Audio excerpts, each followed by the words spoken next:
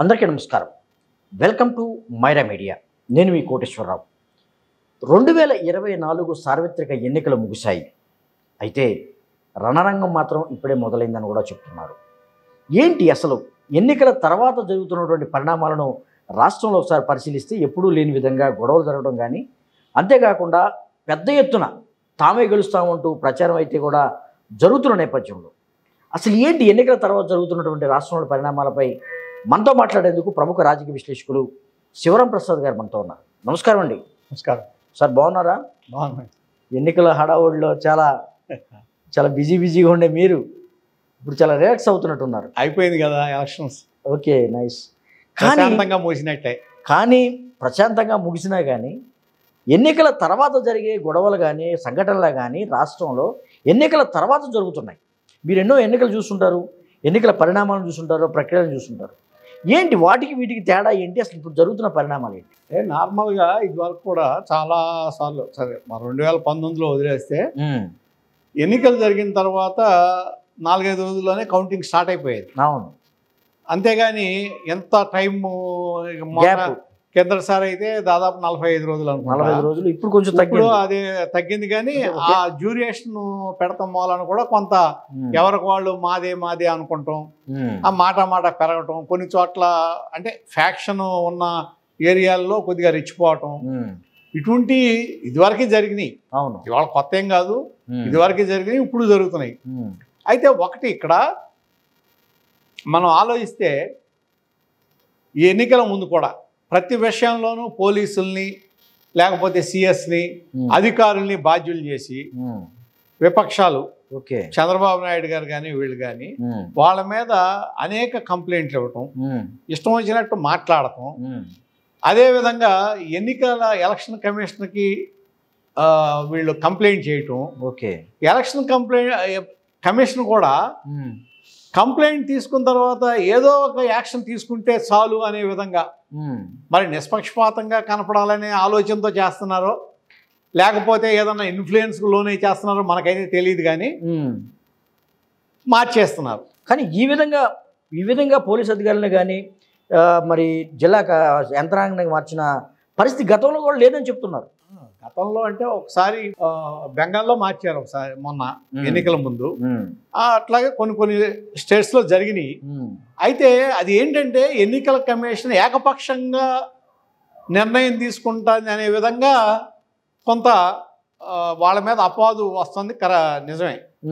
ఇక్కడ మన ఆంధ్రప్రదేశ్ విషయం తీసుకుంటే, సరే వీళ్ళు కంప్లైంట్ ఇచ్చారు, డీజీ గారిని మార్చారు, డీజీపీని కొత్త డీజీపీని తీసుకొచ్చారు ఎన్నికలకు కొద్ది రోజుల ముందు. ఎవరికైనా అధికారం తర్వాత వచ్చిన వెంటనే సెటిల్ అవ్వలేరు. 4-5 రోజులు, వారం రోజులు టైం పడుతుంది.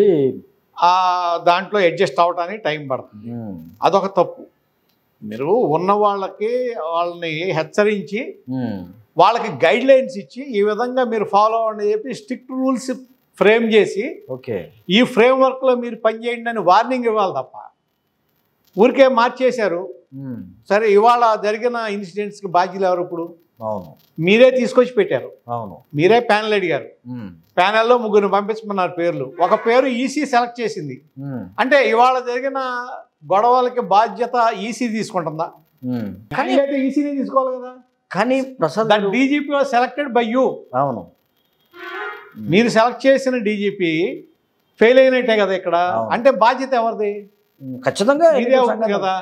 అట్లాగే కంప్లైంట్ చేసిన వెంటనే కొంత ఒక 2 ఎస్పీఎల్ని మార్చేశారు. అది ఫ్యాక్షన్ ఏరియాలో ఉన్న ఎస్పీఎల్ని మార్చేశారు మీరు. అక్కడ నార్మల్గా అయితే ఏం చేయాలి? అక్కడ ఇంకొకరిని యాడ్ చేస్తే బాగుంటుంది తప్ప, ఎడిషనల్గా ఫోర్స్ని యాడ్ చేస్తే బాగుంటుంది తప్ప, ఉన్న వాళ్ళని ఉంచి వాళ్ళ యొక్క అధికారాలు కొద్దిగా తగ్గించి వీళ్ళను కూడా వాళ్ళతో యాడ్ చేసి దాన్ని చేస్తే సమంజసంగా ఉంటుంది. ఇది బాగుంది, మీ సూచన బాగుంది. చాలా అది చేయకుండా మార్చేశారు. అవును, మార్చిన తర్వాత ఇప్పుడు కొత్తగా వచ్చిన వాళ్ళకి ఆ ఫ్యాక్షన్ ఏరియాలో ఏం తగాదాలు ఉంటాయి ఇవన్నీ కింద స్థాయి అధికారులే చెప్పాలి. అసలు వచ్చిన వెంటనే తెలుసుకోవడం కూడా చాలా కష్టం. ఏ సెన్సిటివ్ ఏరియాలు ఎక్కడ ఏంటి అనేది కూడా చాలా కష్టం, టైం పడుతుంది. అవును, ఈలోపు జరిగిపోయింది. దీనికి కూడా బాధ్యత ఎవరిది? ఈసీదే నా ఉద్దేశం అయితే. మీరు ఎందుకు మారుస్తున్నారు అధికారులని? ఒక విధంగా మీరు ఈ విధంగా మార్చడం వలన అధికారుల నైతిక స్థైర్యం దెబ్బతింటుంది. మీరు వాళ్ళకి వార్నింగ్ ఇవ్వండి, మీరు హెచ్చరించండి వాళ్ళని, మీరు ఈ విధంగా చేయండి అని చెప్పండి, గైడ్ లైన్స్ ఫ్రేమ్ చేయండి, గైడ్ లైన్స్ స్ట్రిక్ట్గా ఫాలో అవ్వమనండి. లేకపోతే వాళ్ళ మీద అధికారులను పెట్టండి, పర్యవేక్షణ పెట్టండి. అంతేగాని ఇదేదో చదరంగంలో పావులు మార్చినట్టు మార్చేస్తామంటే ఎంతమందిని మారుస్తారు? కానీ శివరాం ప్రసాద్ గారు 2019లో కూడా ఏదైతే ఎన్నికల సమయంలోనే కొంచెం ముందుగానో వెనగానో డీజీపీని కూడా మార్చారని కూడా మార్చారు. అప్పుడు కూడా ఎన్నికలు సజావుగా జరిగినాయి అని కూడా చెప్తూ ఉన్నారు, కొంతమంది చెప్తూ ఉన్నారు. అదే నేను అనేది, ఇక్కడ డీజీపీ ఒక డీజీపీ వలన లేకపోతే వ్యవస్థ, అది పోలీస్ వ్యవస్థ. అవును. అలాగే మీరు సిఎస్ని తీసుకుంటున్నారు, అది ఒక వ్యవస్థే. అవును. వాళ్ళ ఎన్నికలు 99% ప్రశాంతంగా జరిగింది కదా రాష్ట్రంలో. మీరు ఇవాళ ఇదే సిఎస్ ఉదాహరణ తీసుకోండి, ఇదే డీజీపీ ఉదాహరణ తీసుకోండి. అవును. ఇవాళ రాష్ట్రంలో పోలింగ్ పర్సంటేజ్ పెరిగింది, అవును, రికార్డు స్థాయిలో పోలింగ్ జరిగింది. తర్వాత ఎక్కడ గొడవలు లేకుండా జరిగింది, రీపోలింగ్ లేదు, ఒక్క చోట కూడా రీపోలింగ్ లేదు. అవును. అంటే ప్రశాంతంగా ఎన్నికలు ముగిసినాయి. అలాగే ఈవీఎంలన్నీ చక్కగా స్ట్రాంగ్ రూమ్ చేరుకున్నాయి. అధికారులు మొత్తం చాలా చక్కగా పనిచేశారు. సరే, ఎక్కడైనా వ్యవస్థలో చిన్న చిన్న లోపాలు ఉంటే దాన్ని తీసుకెళ్లి ప్రభుత్వానికి అంటగడుతున్నారు. ఇవాళ ఏదైతే మీరు ప్రభుత్వానికి అంటగట్టారో, ఇది ప్రభుత్వం ఈ పని చేస్తుంది, లేకపోతే డీజీపీ ఈ పని చేస్తున్నాడు, సిఎస్ ఈ పని చేస్తున్నాడు, మరి దీనికి సంబంధించిన మెచ్చుకోవాలి వాళ్ళిద్దరికి ఎవరే? సిఎస్ బాగా పనిచేశాడు, బ్రహ్మాండంగా పనిచేశాడు కాబట్టి ఇవాళ ఎంత బ్రహ్మాండంగా ఎంత 83 ఎంత రికార్డు పర్సంటేజ్ ఓటింగ్ జరిగింది, 81.6 ప్రశాంతంగా జరిగింది. ఇళ్లకెళ్ళి కూడా 85 సంవత్సరాలు దాటిన వాళ్ళకి ఇళ్లకెళ్ళి కూడా ఓటు నమోదు చేసుకొచ్చారు, ఓటు నమోదు చేసుకొచ్చారు. ఇన్ని విషయాలు జరిగినాయి కదా. ఈవీఎంల మొరాయింపులు కూడా లేవు కదా. దాదాపు ఆల్మోస్ట్ 0.12% తప్ప ఈవీఎంలు కూడా బాగా పనిచేసినాయి. రాత్రి 10, 11, 12 గంటల వరకు కూడా 2 గంటల వరకు కూడా ఉండే అధికారులు ఓటింగ్ చేయించారు. అంటే ఎంత గొప్పగా జరిగింది. అవును. మరి దాన్ని మెచ్చుకోరే. దాన్ని ఇప్పుడు ఎట్లా ఉందంటే ఓడిపోతామనే భయంతోనో లేకపోతే ఏదో ముందే అవతరాల మీద గడ్డలేసినట్టు ఉంది తప్ప ఇది. ఓకే. నేను అనేది, మీరు ఏ పార్టీ అయినా సరే, చంద్రబాబు నాయుడు గారు కానీ ఎవరన్నా సరే, ఒక బాధ్యత గల పదవిలో ఉండి 14 సంవత్సరాలు ముఖ్యమంత్రిగా చేశారు. అవును. 95 నుంచి ఇవాళ వరకు మీరు ముఖ్యమంత్రిగానో ప్రతిపక్ష నాయకుడిగానో ఇన్ని సంవత్సరాల్లో ఉన్నారు. ఆంధ్రప్రదేశ్ విషయంలో మీరు ఒక సీనియర్ లీడర్, భారతదేశంలోనే ఒక సీనియర్ లీడర్. మీకు ప్రజల మీద ఒక ప్రజా సంక్షేమం మీద కానీ లేకపోతే రాష్ట్రం మీద కానీ ఒక చక్కటి అవగాహన ఉండాలి. అవును. రెచ్చగొట్టేటట్టు మాట్లాడటం ప్రతి విషయాన్ని రాజకీయం చేయటం. ఇప్పుడు విశాఖపట్నంలో జరిగింది కుటుంబ తగాదా, దాన్ని ఈయన ట్వీట్ చేశారు. ఇది ఇంత ఘోరంగా జరుగుతుంది, దీన్ని రాజకీయంగా తెలుగుదేశానికి ఓటేశారని కొట్టేశారని. తీరా చూస్తే అది కాదు, పోలీసులు తేల్చేశారు. మరి ఈయన ట్వీట్ చేశారు. దాని అర్థం ఏంటి అంటే, మీరు ప్రతి దాన్ని రాజకీయ కోణంలో చూసి దాన్ని ఏదో ఒక విధంగా ఒక ప్రభుత్వం తప్పును చూపిస్తానికి ట్రై చేస్తున్నారు తప్ప నిజాలు నిర్ధారణ చేసుకుని, మీకు లేరా లోకల్ లీడర్స్ ఉన్నారు కదా. అవును. మీరు లోకల్ లీడర్స్ అడగొచ్చు కదా. కనీస అవగాహన లేకుండా, అదే విషయ పరిజ్ఞానం తెలియకుండా, ఒక నైబర్స్ ఇద్దరి మధ్య జరిగినటువంటి గొడవను కూడా రాజకీయం చేద్దామని ఏకంగా చంద్రబాబు నాయుడు గారు. అదే కనీసం మీకు ఒక వ్యవస్థ ఉంది, పార్టీ వ్యవస్థ ఉంది.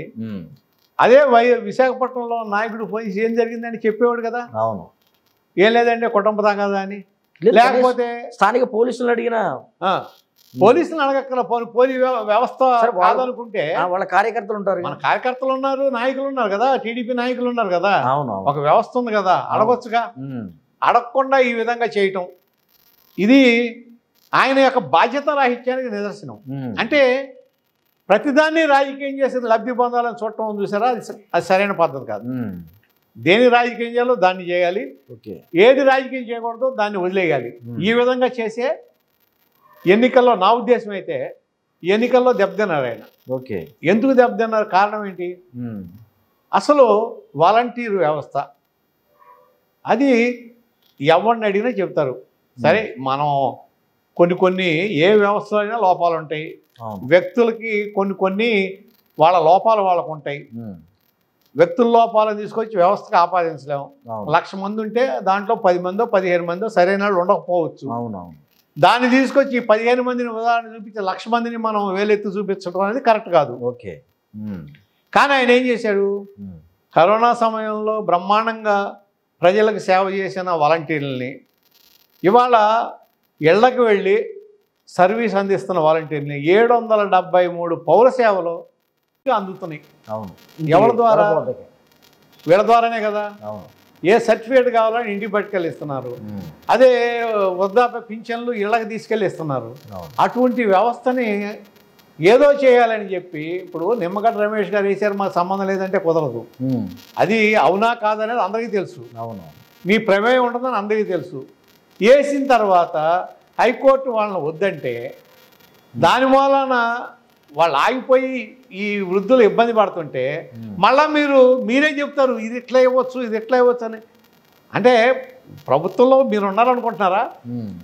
ఇప్పుడు ఒక వ్యవస్థ పనిచేస్తుంది, వాలంటీరు తీసుకెళ్ళి ఇస్తున్నాడు అంటే వాళ్ళ డబ్బు డ్రా చేయడానికి వాళ్ళ సంతకాలో లేకపోతే థంబ్ ఇంప్రెషను ఏదో ఉంటుంది. అది మీరు సడన్గా మార్చారు. మార్చిన తర్వాత కొత్త వాళ్ళు వచ్చి దాన్ని ఈ కీ వాళ్ళకి హ్యాండ్ ఓవర్ చేయడానికి లేకపోతే వీళ్ళ థంబు రిజిస్టర్ చేసుకోవడానికి సమయం పడుతుంది కదా. పైగా వాళ్ళు 2,60,000 మంది ఉన్నారు. వీళ్ళు ఈ ఒకవేళ మీరు అన్నట్టు సచివాలయం వాళ్ళు తీసుకుంటే 1,37,000 అంటే సగం మందే. మరి వీళ్ళకేమో ఆ లబ్ధిదారులు ఇల్లు తెలియదు. వాళ్ళకేమో ఈ 5 సంవత్సరాల నుంచి రోజు తిరిగారు కాబట్టి ఆ ఇల్లు తెలుసు. వాలంటీర్లు అంటే అక్కడే ఉంటారు. ఎవరెవరు ఏ ఇంట్లో ఉంటున్నారో ఏం తెలుసు. వాళ్ళు కూడా వాళ్ళ సొంత బిడ్డలాగా చూస్తున్నారు. ఎందుకంటే 60 ఏళ్ళు దాటిన వాళ్ళు, వీళ్ళంతా చూస్తే 25 ఏళ్ళు లోపాళ్ళు, నార్మల్గా వాళ్ళ మనవాళ్ళ వయసు. ఆటోమేటిక్గా వీళ్ళకి వాళ్ళకి ఒక విధమైన అవినాభావ సంబంధం, ఒక విధమైన అభిమానం. ఇదే నా మనవడు వచ్చాడా అనే విధంగా ఉన్న వ్యవస్థని మీరే చెడగొట్టారు. దాని మూలని వాళ్ళ 2 నెలలు తర్వాత మీరు ఏది చెప్పినా ఇట్లా ఇవ్వచ్చు అట్లా ఇవ్వచ్చు, జగన్మోహన్ రెడ్డి ఈ విధంగా చేశాడు ఎన్నన్నా చెప్పనేవండి. కానీ వచ్చే ఫస్ట్కి కూడా జూన్ 1కి కూడా మళ్ళీ ఇబ్బంది పడబోతున్నారు. అవును, ఇదే ఇబ్బంది పడబోతున్నారు. అది వాళ్ళ మనసుల్లో పూర్తిగా ముద్రపడిపోయింది, నాటుకుపోయింది. ఏంటంటే జగన్మోహన్ రెడ్డి గారు ఈయన ఉన్నప్పుడు మన ఇంటికి పట్టుకొచ్చి డబ్బులు ఇచ్చారు, మనకి ఏ ఇబ్బంది లేదు, పైసా కరప్షన్ లేదు. 3,000 అంటే 3,000 ఇంటికి వచ్చినాయి. ఇవాళ చంద్రబాబు నాయుడు గారు అధికారంలోకి రాకుండానే మన ఇబ్బంది పెట్టాడు.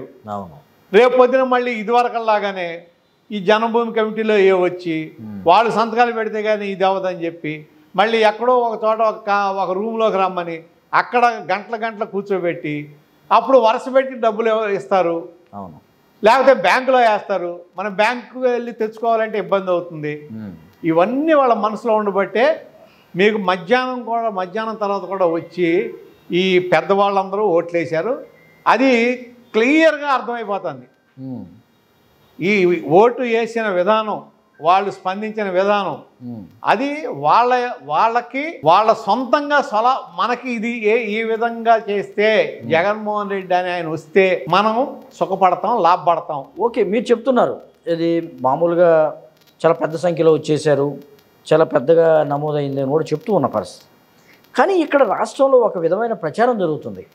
తాము ఖచ్చితంగా కూటమి అధికారంలో రాబోతుంది, ఖచ్చితంగా మేము జగన్మోహన్ రెడ్డి ప్రభుత్వాన్ని దించి మేము అధికారంలో రాబోతున్నామని కూడా చెప్తూ ఉన్న పరిస్థితి. కానీ నిన్న జగన్మోహన్ రెడ్డి ఐపాక్ సమావేశంలో ఒక స్పష్టమైన ప్రకటన కూడా చేశారు, ఖచ్చితంగా మేము అధికారంలో రాబోతున్నాం.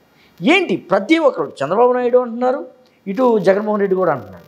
అంటే ఎలా ఈ ఇద్దరి మధ్య ప్రజలు అసలు ఒక్కసారి- ఎటువైపు ఉన్నారనుకుంటున్నారు? ఒకసారి మనం ఫ్లాష్ బ్యాక్లోకి వెళ్దాం, 2019లోకి వెళ్దాం. ఎన్నికలకు ముందు అప్పుడు వరకు ఒక 6 నెలల ముందు వరకు 39 లక్షలు 40 లక్షలు మాత్రమే వృద్ధాప్య పెన్షన్లు ఉన్నాయి. అవును. ఆ తర్వాత ఎలక్షన్ దగ్గరికి వచ్చే టైంకి చంద్రబాబు నాయుడు వాటిని పెంచారు. పెంచి 53 లక్షలు 54 లక్షలు తీసుకొచ్చారు. అప్పుడు తీసుకొచ్చారు. అవును. తర్వాత డాక్రా మహిళలకి 10,000 రూపాయలు 3 సార్లు 3 చెక్కులు అవును ఇచ్చి ఇది ఎన్నికల్లోకి ఒక నెల ముందు అట్లా కొద్ది రోజుల ముందు ఇచ్చిన తర్వాత దాంట్లో కొన్ని అయితే పోస్ట్ డేట్ చెక్కులు ఉన్నాయి. ఎలక్షన్ అయిన తర్వాత ఇచ్చే చెక్కులు కూడా ఉన్నాయి పోస్ట్ డేట్. అంటే ఏంటి అక్కడ, ఇదిగో ఈ 3,000 మీకు ఇస్తున్నాం, ఈ 4,000 ఇప్పుడు వస్తాయి, ఈ మిగిలిన మీరు నాకు ఓటెత్తేనే వస్తాయి లేకపోతే రావు అన్నట్టు అదొక సంకేతం. పోస్ట్ డేటెడ్ చెక్ మీన్స్ అదే కదా. ఈ విధంగా ఇచ్చినా సరే అవుట్ రైట్గా తిరస్కరించారు. ఆ రోజున లేడీస్ విపరీతంగా వచ్చారు ఓటింగ్కి మధ్యాహ్నం తర్వాతే. అవును. ఓటింగ్ శాతం మీరు గుర్తు తెచ్చుకోండి, మధ్యాహ్నానికి తక్కువ ఉంది. అవును. చంద్రబాబు నాయుడు గారు అప్పీల్ చేశారు, మీరందరూ రండి, ఆయన అప్పీల్ చేశారు, మీరందరూ వచ్చి ఓటేయండి, జగన్మోహన్ రెడ్డిని ఓడించాలి అని చెప్తే ఓ లేడీస్ వచ్చేస్తే నా పిలుపుని వచ్చారు లేడీస్, ఇక మాది అయిపోయిందని చెప్పి తెలుగుదేశం మొత్తం సంబరాలు పడిపోయారు. 2019 వచ్చి ఏం చేశారు, ఫ్యాన్ గుర్తు ఓటేశారు, జగన్మోహన్ రెడ్డి ఓటేశారు. మీ బ్లాక్మెయిల్కి పనిచేయాల, మీ పోస్ట్ డేటెడ్ చెక్లు పనిచేయాల, మీరు ఇచ్చిన తాయిలాలు పనిచేయాల. కానీ మీరు ఏదైతే చెప్పారో, ఇప్పుడు ఏదైతే మీరు చెప్తున్నారో, ఆ రోజున పసుపు కుంకుమ ఇచ్చినటువంటి చంద్రబాబు నాయుడిని తిరస్కరించినట్లే ఈరోజు కూడా పెద్ద ఎత్తున సంక్షేమ పథకాలు ఇచ్చినటువంటి మరి జగన్మోహన్ రెడ్డిని కూడా అదేవిధంగా తిరస్కరించారు. మహిళలు పెద్ద ఎత్తున తిరస్కరించారు. మా కూటమి మేనిఫెస్టో ఏదైతే ఉందో దానికి పెద్దపేట వేస్తూ మాకు సపోర్ట్ చేశారని కూడా కూటమి నాయకులు చెప్తున్న పరిస్థితి. మీరు ఒకసారి ప్రజల దగ్గరికి వెళ్ళి కూటమి మేనిఫెస్టో ఏంటో అడగండి, ఎవరికైనా తెలిసేమో. అసలు ఒకసారి అడగండి, సామాన్యుల దగ్గరికి వెళ్ళి అడగండి. అంటే వెళ్ళలేదంటారా? నథింగ్, అసలు దాని ఎఫెక్టే లేదు. అసలు మేనిఫెస్టో గురించి మాట్లాడుతున్న వాళ్ళే లేరు. తెలుగుదేశం మేనిఫెస్టో గురించి కానీ కూటమి మేనిఫెస్టో గురించి కానీ చర్చ అనేది సాగట్లా. సూపర్ 6 అంటున్నారు, సూపర్ 12 అంటున్నారు, ఏదో అని చెప్పమనండి. అది వెళ్ళాలా, జనంలోకి వెళ్ళాలా. రెండోది, మీరు ఇందాక అన్నారు కదా, చంద్రబాబు నాయుడు గారు పూర్తిగా ఇవ్వాల కొంత. నేననేది ఇందాకే చెప్పా, పోస్ట్ డేటెడ్ చెక్స్ ఇక్కడ అట్లా కాదు, ఇచ్చేశారు. జగన్మోహన్ రెడ్డి గారు ఇచ్చేశారు. ఇవ్వటం కూడా ఎట్లిచ్చాడు, నవ్వుతో నా భవిష్యత్ అన్నట్టుగా. ఇవాళ కానీ ఇంతకు ముందు కానీ ఏ రాష్ట్ర ప్రభుత్వం ఇవ్వనంతగా ఆడవాళ్ళకి మహిళలకి 2,83,000 కోట్లు ఇచ్చాడు. డీబీటీ 2,83,000 కోట్లు డీబీటీ ద్వారా, నాన్ డీబీటీ ద్వారా 2,83,000 కోట్లు. ఓకే, అదేం చిన్నది కదే. అవును. అలాగే 31 లక్షల పైన వాళ్ళకి ఇళ్ల స్థలాలు ఇచ్చాడు, ఇళ్ల పట్టాలు ఇచ్చాడు. ఇళ్ల పట్టాలు 31 లక్షల మందికి ఇచ్చాడు. అవును. మరి అలాగే 22 లక్షల ఇళ్ళు కట్టారు. అవును. ఇప్పటికే. తర్వాత అమ్మఒడి తీసుకుంటే దాదాపు 45 లక్షల మందికి అమ్మఒడి పడింది. అవును. అట్లా మీరు తీసుకుంటే, అలాగే డ్వాక్రా మహిళలు తీసుకోండి, 26,000 కోట్లు పడినాయి. డ్వాక్రా మహిళలకి 26,000 కోట్లు ఈ మధ్యన పడింది కాకుండా. అవునవును. 26,000 కోట్లు దాదాపు 1 కోటి మంది మహిళలకి. అవును. అలాగే ఆసరా అనుకోవచ్చు, ఆసరా, చేయూత. ఈ విధంగా చూసుకుంటే మీరు ఎంత లబ్ధి చేకూరింది అనేది ఇప్పుడు మాటలు కాదు, అక్కడ చేతలు. ఇప్పుడు చంద్రబాబు నాయుడు గారు ఏం చేసినా కండిషన్ సప్లై ఉంటుంది కింద, ఇక్కడ అది లేదు కదా. నో కండిషన్స్ డైరెక్ట్గా వెళ్ళిపోయినాయి. అది కూడా ఈ 2,83,000 కోట్లు రూపాయి అవినీతి లేకుండా, ₹1 దారి మళ్ళకుండా డైరెక్ట్గా బెనిఫిషియరీ చేతిలోకి వెళ్ళింది. కరెక్టే. అది మహిళలకి మైండ్లోకి ఎక్కబట్టే ఒక పక్క మహిళలు వాళ్ళు లబ్ధి పొందారు, వృద్ధులు లబ్ధి పొందారు, స్టూడెంట్స్ లబ్ధి పొందారు. ఇవన్నీ చిన్నవి కాదు, చాలా పెద్ద పెద్ద మొత్తంలో. ఇంకా నేను రైతుల గురించి మాట్లాడుతున్నా, రైతులు ఉన్నారు. ఇంకా ఇన్ని వర్గాలకి మేలు చేకూరిన తర్వాత వాళ్ళు వచ్చి మా కోసం ఓటేశారంటే వాళ్ళని చూసి జాలిపడాలి తప్ప మనం ఇంకేం చేయలేము. ఇది ఖచ్చితంగా. అంటే ఉమ్మడి నేతలు చెప్తున్నారు, ఏదైతే ఉందో టీడీపీ కానీ, జనసేన కానీ, బీజేపీ నాయకులు కానీ ఖచ్చితంగా తాము ఏదైతే అనుకున్నామో దానికి రీచ్ అయ్యామో, ఖచ్చితంగా మేము ఉమ్మడి ప్రభుత్వాన్ని ఏర్పాటు చేయబోతున్నాము, ప్రజలంతా మాకు ఆశీర్వదించారు, జగన్ను తిరస్కరించారు, జగన్ ఏదైతే ఉందో ప్రభుత్వ వ్యతిరేక కార్యక్రమాలు పాల్పడ్డారు. ఇటు ఇసుక కానీ, లేకపోతే ఉపాధి లేకపోవడం కానీ, యువతకి ఉద్యోగాలు లేకపోవడం కానీ, ఈ ఫ్యాక్టర్ని కలిసి వచ్చినాయి. ఖచ్చితంగా వీళ్ళంతా ఒక కసితో జగన్మోహన్ రెడ్డిని దించాలి, ఇంటికి పంపించాలనే కసితో వేశారని కూడా చెప్తున్న పరిస్థితి. మీరు పేదరికం గురించి మాట్లాడారు కదా. జగన్మోహన్ రెడ్డి గారు వచ్చిన తర్వాత తలసరి ఆదాయం పెరిగింది రాష్ట్రంలో. అవును. చంద్రబాబు నాయుడు గారు అధికారం చేపట్టే నాటికి 2019లో దాదాపు 94,000 తలసరి ఆదాయం.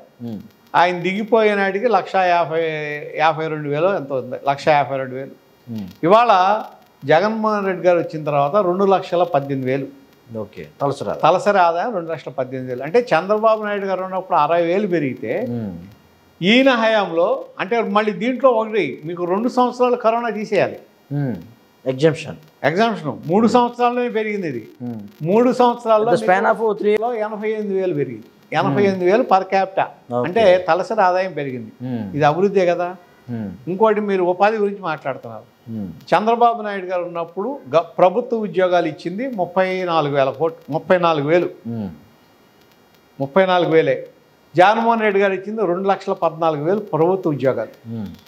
దాంతోపాటు మీరు కాంట్రాక్ట్ ఉద్యోగాలు అట్లాగే వేరే ఇచ్చినవి కలిపితే ప్రభుత్వ ఉద్యోగాల్లో 5 లక్షల ఉద్యోగాలు వచ్చినాయి. అలాగే మెడికల్ ఫీల్డ్లో, వైద్య రంగంలో ప్రతి ఉద్యోగాన్ని ఫిలప్ చేశారు. ఇవాళ ఖాళీ లేవు. అంటే అత్యవసర సేవా విభాగాలు, అత్యవసర సేవలకని తీసుకుని వైద్య విభాగంలో ఇవాళ ఒక్క ఖాళీ కూడా లేదు, మొత్తాన్ని భర్తీ చేశారు. అవునండి. మీరు ప్రైవేట్ రంగం తీసుకుంటే 28 లక్షల ఉద్యోగాలు వచ్చినాయి. ఓకే. 28 లక్షల ఉద్యోగాలు. ఇవన్నీ మనం చెప్పేది ఏది, సెంట్రల్ గవర్నమెంట్ డేటా. ఓకే. ఆ డేటా లేకుండా ఊరికే నోటితో చెప్పడం కాదు ఇది. నీతి Aayog, RBI, central government data ఇది. ఓకే. అలాగే మీరు నిరుద్యోగం తీసుకుంటే 4.1% ఆంధ్రప్రదేశ్లో తగ్గిపోయింది. నిరుద్యోగం అనేది తగ్గింది. మరి ఇవన్నీ తీసుకున్న తర్వాత మీరు అభివృద్ధి లేదంటున్నారు, నిరుద్యోగం ఉందంటున్నారు. మరి డేటా చూస్తేనేమో అవన్నీ అబద్ధాలు అంటున్నాం కదా. నోటితో మాట్లాడింది వేరు, మీరు గణాంకాలతో మాట్లాడింది వేరు. గణాంకాలు ఏమో మీరు చెప్పిన అబద్ధం అని నిరూపణ అవుతుంది. మరి మీరేమో ఊరికే బుర్ర జిమ్మినట్టు మాట్లాడుతున్నారు. అట్లా కాకుండా డేటా తీసుకొచ్చి మాట్లాడమనండి. ఏదైనా సరే డేటాతో మాట్లాడమనండి. ఓకే. అట్లా కాకుండా ఏది పడితే అది మాట్లాడి అదే నిజం అనుకోమని చెప్తే ఇప్పుడు మనకి వాళ్ళు లబ్ధి పొందుతున్నారా లేదా అనేది ప్రజలకు తెలుసు. రెండోది సామాన్యుడికి అతని జీవన శైలి, మన చేతిలో డబ్బులు ఉన్నాయా లేవా, మన జేబులో ఇవాళకి గడుస్తుందా గడవట్లేదా, అది తెలిసిపోతుంది అతను. కానీ శివప్రసాద్ గారు మీరు చాలా బాగా వివరించారు. అంటే గణాంకాల ద్వారా కేంద్ర ప్రభుత్వం కానీ, నీతి ఆయోగ్ కానీ, ఆర్బీఐ కానీ ఇవన్నీ కోట్ చేశారు. బాగుంది. మీ దగ్గర లెక్కలు కూడా చాలా పక్కాగా ఉన్నట్టున్నాయి. అయితే ఇది సామాన్య ప్రజలకి, సామాన్య అట్టడుగు వర్గాలకి ఇది ఎంతవరకు చేరింది? అంటే ప్రభుత్వం ఇలా చేస్తుంది, అంటే అభివృద్ధిలో ఉంది అనేది చాలామంది తెలియలేదు అంటున్నారు. ప్రతిపక్షాలు చేస్తున్నటువంటి వాదంతో వాళ్ళు ఏకీపించారంటున్నారు. మీరు చెప్పింది నిజమే. ఎందుకంటే ఇన్ని లెక్కలు, ఇన్ని గణాంకాలు చూసుకుని ప్రజలేమీ చూడరు. అవును. కాకపోతే నేను ఇందాక చెప్పిన డైరెక్ట్గా ఒక విషయం చూస్తారు, మనకు ఎట్లా ఉంది, మనం అభివృద్ధి చెందామా లేదా, మనకు ఎట్లా ఉంది, మనం పర్సనల్గా బెనిఫిట్ అవుతున్నామా లేదా, లేకపోతే ఇబ్బంది పడుతున్నామా, ఆర్థికంగా బాగుందా బాగాలేదా, మన పిల్లలకి ఉద్యోగాలు వస్తున్నాయా రావట్లేదా, నెల గడిచేటప్పుడు జేబులో డబ్బులు ఉంటున్నాయా లేవా, ఇవే ఆలోచిస్తారు. ఇంకోటి ఇందాక మీరు చెప్పడం, ఇన్ఫ్లేషన్ తీసుకుంటే ఇప్పుడు ఆర్థికంగా బాగుండి పరిపాలన బాగుంటేనే ఇన్ఫ్లేషన్ తగ్గుతుంది. ఆంధ్రప్రదేశ్ ఇన్ఫ్లేషను జాతీయ ద్రవ్యోల్బణంగా తక్కువ ఉంది. ఓకే. అట్లాగే మీరు ఇందాక పేదరికం, ఇందాక మీరు ఒకటి మాట్లాడారు పేదరికం. నీతి ఆయోగ్ ఇచ్చింది లెక్క, చంద్రబాబు గారు ఉన్నప్పుడు 11.7% ఉంటే ఇప్పుడు 4%కి వచ్చింది. అవును. 4.2%కి వచ్చింది. 11.7 నుంచి 4.2%, అంటే దాదాపు 7% పేదరికం తగ్గింది. ఎట్లా తగ్గింది? దీనికి కూడా లెక్క ఉంది. ఎందుకంటే ఇప్పుడు జగన్మోహన్ రెడ్డి గారు డిబిడి ద్వారా 2,80,000 కోట్లు ఇచ్చారు ప్రజలకి, సామాన్యులకి. మీరు నేను ఉన్నాం అనుకోండి, మన కడుపు నిండుగా ఉందనుకోండి, తీసుకెళ్ళి ఏం చేస్తాం, బ్యాంకులో వేస్తాం. అది బ్యాంకులో మూలుగుతుంటాయి అంతే, ఖర్చు పెట్టరు. సామాన్యులు ఏం చేస్తారు, రూపాయి రాగానే తీసుకెళ్ళిపోయి ఏదైనా కొనటమో లేకపోతే ఇంట్లో కొనుక్కుంటామో మార్కెట్లో దాన్ని మార్కెట్లోకి ఖర్చు పెట్టేస్తారు. అంటే దాన్ని ఒక 2,80,000 కోట్లు 4 సార్లు టర్న్ ఓవర్ అయితే మార్కెట్లోకి దాదాపు 10-11 లక్షల కోట్లు అవుతుంది. కొనుగోలు శక్తి 11 లక్షల కోట్ల మీద మీరు జిఎస్టీ తీసుకుంటే దాదాపు 1,00,000 కోట్లు జిఎస్టీ వస్తుంది, మీకు పన్నుల రూపంలో తిరిగి వస్తున్నాయి. దాని మూలన ఏమవుతుంది, మీకు ప్రభుత్వానికి ఆదాయం పెరుగుతుంది, ప్రజల్లో వాళ్ళ కొనుగోలు శక్తి పెరుగుతుంది, పేదరికం తగ్గుతుంది. ఈ లెక్కలన్నీ చూసుకోకుండా జస్ట్ ఊరికే ఏదో అయిపోతుంది, ఏదో జరుగుతుంది అని చెప్పడం కాదు కదా. కానీ ఇటువంటి లెక్కల్లో చంద్రబాబు గారు చాలా సిద్ధహస్తులు, ఆయన చాలా బాగా లెక్కలేస్తారు, ఆయన గణాంకాలు కూడా చాలా బాగా తీసుకుంటారన్నారు. మరి ఈ లెక్కలు ఎందుకు కనిపించట్లేదు చంద్రబాబు గారికి? అంటే కనిపించినా చెప్పరుగా. ఇప్పుడు ఆరోపణ చేయాలన్నప్పుడు నిజం తెలిసినా చెప్పకపోవచ్చు కదా. అవునండి, నిజం తెలియదని అనుకోవటానికి వీల్లేదు. ఆయన తెలుస్తుంది, తెలిసినా కానీ చెప్పరు. చెప్పాలనే ఉంది. దాన్ని ఎంతవరకు అవసరమో అంతవరకే చెప్పి, ఎంతవరకు ప్రజలకు తెలియాలో అంతవరకే చెప్పి ఆపేస్తారు. కానీ ఇప్పుడు అంటే అశ్వత్థామ హత కుంజరహ అంతే. కానీ మనం అనుకుంటున్నాం శివప్రసాద్ గారు, మామూలుగా బయట చూస్తే చాలా పెద్ద ప్రచారం కూడా, బెట్టింగ్లు, పందాలు చాలా పెద్ద ఎత్తున జరుగుతున్నాయి. ఏది 1 లక్షకి 5 లక్షలు ఇవ్వడం అనేది కూడా నడుస్తున్న పరిస్థితి. అంటే అది మామూలుగా మరి ఎట్లా ఉంటుందో ఏంటో తెలియదు. అయితే ఒక ప్రచారం కానీ లేకపోతే రేపు 4 తర్వాత జరుగుతున్నటువంటి పరిణామాలు కానీ చూసుకుంటే, ఒక ఇంటెలిజెన్స్ రిపోర్ట్ అయితే ఒకటి వచ్చింది. ఖచ్చితంగా ఇప్పుడు ఏదైతే ఆఫ్టర్ ఎలక్షన్స్ జరిగినటువంటి ఘటనలో ఇవి శాంపిల్ మాత్రమే. 4 తర్వాత రాష్ట్రంలో చాలా పెద్ద ఎత్తున ఘర్షణలు జరగబోతున్నాయి, దాడులు జరగబోతున్నాయని కూడా ఒక ఇంటెలిజెన్స్ రిపోర్ట్ అయితే ప్రభుత్వానికి వచ్చింది కేంద్రం నుంచి. ఏంటి దాన్ని ఎలా చూస్తారు? నేను అది జరుగుతాయి అని అనుకుంటున్నా. ఎందుకంటే కొత్త ప్రభుత్వం వచ్చేస్తుంది, ఈ ప్రభుత్వం ఆటోమేటిక్గా ఆ ప్రభుత్వమే ఇటువంటి జరగకుండా ఇప్పుడు టెన్షన్ అనేది ఇప్పుడు బిల్డప్ అవుతుంది తప్ప, ఎవరు గెలుస్తారనే దాని మీద టెన్షన్ బిల్డప్ అయ్యి ఈ పనులు జరుగుతున్నాయి తప్ప, ఎవరో గెలుపు ఖాయమైపోయిన తర్వాత జరగదు ఆటోమేటిక్గా. నేనైతే ఆ విధంగా జరుగుతుంది అనుకుంటా. అయితే 1-2 చోట్ల ఫ్యాక్షన్ ఏరియాల్లో నార్మల్గానే ప్రతిసారి జరుగుతాయి, అటువంటి ఏమైనా జరగచ్చు. అంటే 4 తర్వాత జరుగుతాయి అన్నారు, 4 తర్వాత జరగబోతున్నాయి. ఖచ్చితంగా పెద్ద బలగాలను అయితే ఇక్కడ డిప్లాయ్ చేయాలి. అదే ఇక్కడ విజయవాడ ఉంది, వైజాగ్ ఉంది, లేకపోతే కాకినాడ ఉంది. ఏం జరుగుతాయి అక్కడ? ఏం జరగదు అక్కడేం జరగవు. అంటే నార్మల్గా కొన్ని చోట్ల ఫ్యాక్షన్ ఏరియాలు ఎక్కడైతే ఉన్నాయో అక్కడ 1-2 చోట్ల జరగవచ్చు, అక్కడ జాగ్రత్త తీసుకుంటే సరిపోతుంది. నేనైతే అంత పెద్ద ఎత్తున జరుగుతుందని అనుకుంటున్నా. ఓకే, చెప్పండి మీ అనుభవంతో ఏంటి పరిస్థితి, ఏంటి అసలు ఏ ప్రభుత్వం రాబోతుంది అనుకుంటున్నారు, ఏంటి ఎవరు ముఖ్యమంత్రి అవబోతున్నారు? నేను చూసిన దాంట్లో నేను కొంతమందిని వాళ్ళ అభిప్రాయాలు తెలుసుకున్న దాంట్లో ఈ మహిళలు అయితే చాలా ఎక్కువగా జగన్మోహన్ రెడ్డి గారికి సపోర్ట్ చేశారు. ఓకే, మహిళా ఓటర్లు దాదాపు 12% ఎక్కువ వాటి నుంచి సపోర్ట్ జగన్మోహన్ రెడ్డి గారికి వచ్చింది. అయితే అదే దాంట్లో పురుషులు తీసుకుంటే దాదాపు 4% ఎక్కువ ఓటర్లు కూడా పెరిగారు. చంద్రబాబు నాయుడు గారికి సపోర్ట్ ఉంది. ఓకే, కూటమి సపోర్ట్. కానీ ఇక్కడ గ్రామీణ ప్రాంతాల్లో కూడా గ్రామీణ ప్రాంతాల్లో గతంలో కంటే గ్రామీణ ప్రాంతాల్లో కూడా ఓటింగ్ శాతం పెరిగింది. అవును, ప్లస్ మహిళలు కూడా తండ్రిగా బాగా కసిగా ఓటేశారు. అదే అంటున్నాను, మహిళల్లో ఎక్కువ టర్న్అవుట్ రావటమే జగన్మోహన్ రెడ్డి గారి అడ్వాంటేజ్ అని నా ఉద్దేశం. ఓకే, ఎందుకంటే ఏ సర్వే తీసుకున్నా వాళ్ళు మామూలుగా మనం తెలుసుకున్నా ఎందుకంటే అత్యధికంగా లబ్ధి పొందింది మహిళలే. అవును, ఈ గవర్నమెంట్లో అదొకటను మహిళల పేరు మీదే ఎక్కువ ఇచ్చారు సంక్షేమ. అత్యధికంగా లబ్ధి పొందింది వాళ్ళే. వాళ్ళు ఇంకేంటంటే దాంట్లోనే ఇంకా కొంత పెంచారు కదా. ఇప్పుడు దాదాపు 15,000 కోట్లు ఎంతో ఇంకా ఎక్స్ట్రా బెనిఫిట్ వస్తుంది వచ్చిన కొత్త వీళ్ళ మేనిఫెస్టో ప్రకారం. కాబట్టి వాళ్ళు ఈ ఆల్రెడీ ఇప్పుడు మనం ఎన్ని తిప్పలు పడినా ఇస్తున్నాడు. అక్కడ కూడా నార్మల్గా చంద్రబాబు నాయుడు గారు మాట వెళ్తే ఏమంటాడు ఆయన అనేది, అంటే తెలిసి అంటున్నారో ఒక్కోసారి తెలియకుండా తెలియదు కానీ ఈ విధంగా ఇష్టం వచ్చినట్టు పప్పు బెల్లాలు ఖర్చు పెట్టి ఆంధ్రప్రదేశ్ని శ్రీలంక చేస్తున్నారు అన్నాడు. అంటే బెనిఫిషియరీస్ ఏమనుకుంటారు? ఈ మాటని లబ్ధిదారులు ఎలా తీసుకుంటారు? మాకు ఇస్తా అంటే శ్రీలంక అయిపోతుంది అంటున్నారు. అంటే ఈయన వస్తే ఎవరు? కానీ అంతకంటే ఎక్కువ ఇస్తా అంటున్నాడుగా.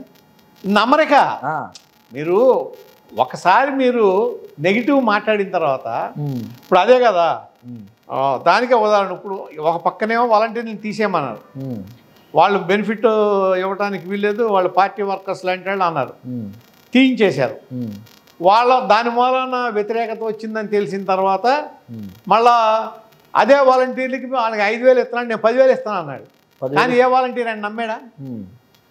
ఈయన 10,000 ఇస్తానని ఎవరన్నా నమ్మారా?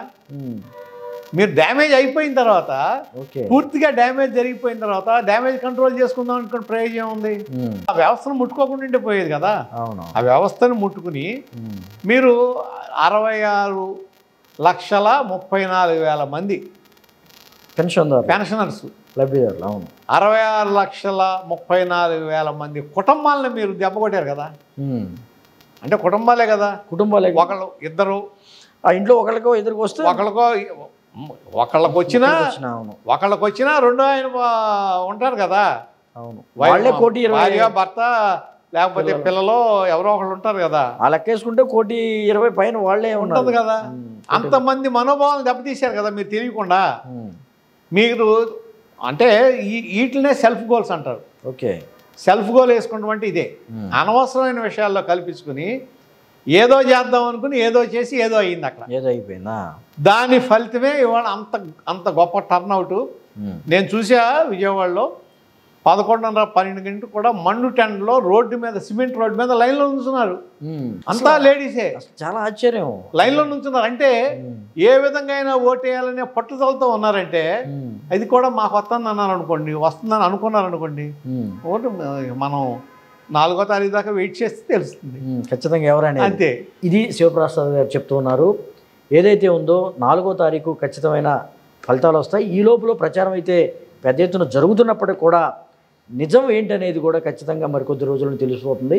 మహిళా ఓటర్లు అయితే పెద్ద ఎత్తున జగన్మోహన్ రెడ్డికి సపోర్ట్ చేశారని కూడా ఆయన చెప్తూ ఉన్నారు. ఇది మొత్తంగా చూసుకుంటే 2024 ఫలితాలు సంబంధించినటువంటి విశ్లేషణ అని కూడా చెప్పుకోవచ్చు. నమస్కారం అండి. నమస్కారం.